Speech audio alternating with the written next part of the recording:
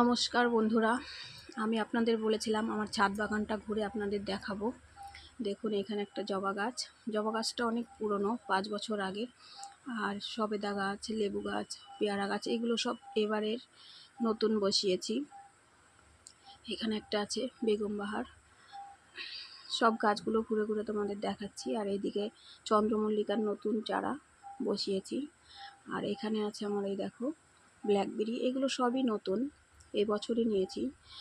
আগের যত পুরনো গাছ ছিল গাছগুলো মরে গেছে, আর কিছু গাছ আছে কিন্তু যত্ন করতে পারিনি, আমি একটু অসুস্থ ছিলাম।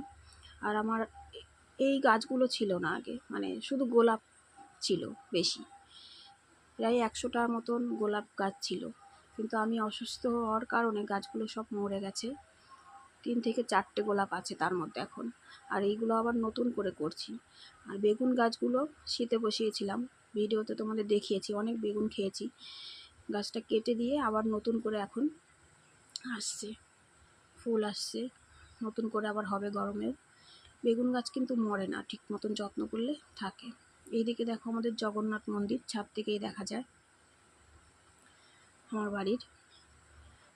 সব গাছগুলো দেখাচ্ছি তোমাদেরকে। এখানে রাইবেলি আছে, মাধবীলতা আছে, কামিনী ফুল আছে, গন্ধরাজ, অনেক ধরনের গাছ আছে। এই গাছগুলো সব গত বছর আর এবছর। আর এখানে আছে দেখো লেবু গাছ। লেবু গাছটা আমার পুরনো, মালটা লেবু, 6 বছর বয়স লেবু গাছটার। আর এই গাছগুলো সব নতুন, 2 বছর হলো, 2 বছর বা এবছর এনেছি। দেখো চন্দ্রমল্লিকা আছে, এখনো গরম পড়ে গেছে, ফুটছে আমার বাগানে। আর এই বাগান বিলাসগুলো 3টে এবার নিয়েছি, আর 2টো গত বছরের। 5টা গাছ আছে, ঠিক মতো যত্ন করতে পারি না তো, এখন নতুন করে আবার বাগানটা করছি। তোমরা পাশে থাকলে করার সাহস বা ইচ্ছে হবে। বাগান করার শখ ছোট থেকেই ছিল, কিন্তু সেভাবে করে উঠতে পারিনি। এখানে দেখো একটা ঝাউ গাছ, এটা ঠিক কি ঝাউ গাছটা ভুলে গেছি নাম। এখানে অ্যাজিনিয়া গাছ আছে, গত বছর বসিয়েছি। আর এখানে এই যে ডালিয়া গাছ ছিল, কিন্তু কেটে দিয়েছি, রেখে দিয়েছি সামনের বারের জন্য। পুরোটা বাগানই আমি তোমাদের দেখালাম। এই পাশে আমার এই যে গোলাপ গাছগুলো আছে, বলেছিলাম যে মরে গেছে, 4টে কি 5টা আছে, বেশি নেই।